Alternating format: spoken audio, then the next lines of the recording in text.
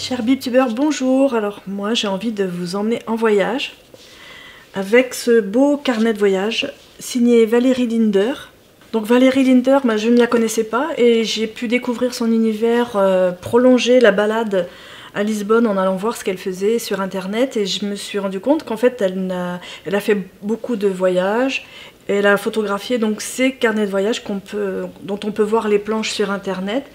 Je pense que ça peut être intéressant pour les bibliothèques de la connaître parce qu'elle a un univers à elle, qu'elle s'adresse au public à la fois des enfants mais aussi des adultes. Elle fait beaucoup de choses autour du thème des lieux, de l'enfance, notamment aussi des expositions liées aux mots. Voilà, et quand je l'ai ouvert, j'ai eu une espèce de coup de foudre pour ses planches, la fraîcheur de son travail, sa façon de voir une réalité qui ramène au souvenir de Lisbonne où j'ai eu la chance d'aller, où on retrouve bien l'ambiance.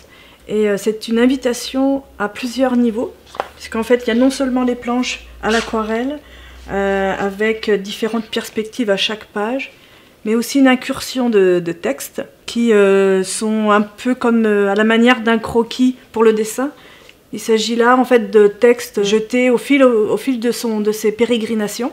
Elle jette quelques mots comme ça à partir d'un verbe, de façon instantanée, ce qui lui vient à l'esprit et ce qu'elle voit.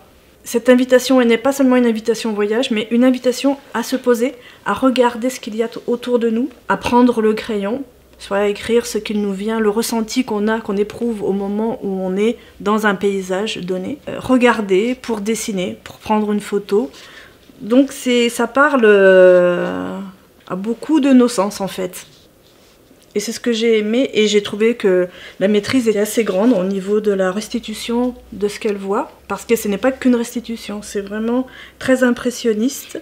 Il y a très peu de texte, c'est très léger, c'est vraiment voilà, le plaisir de tourner les pages et de le regarder pas forcément de façon linéaire. C'est ce qui fait aussi le côté agréable de ce carnet de voyage, parce qu'il est le témoignage à un moment précis d'une promenade.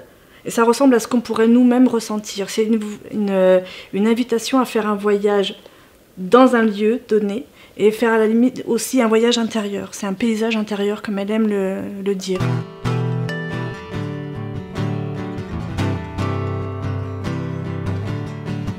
Donc je vous invite à vous promener dans les rues de Lisbonne.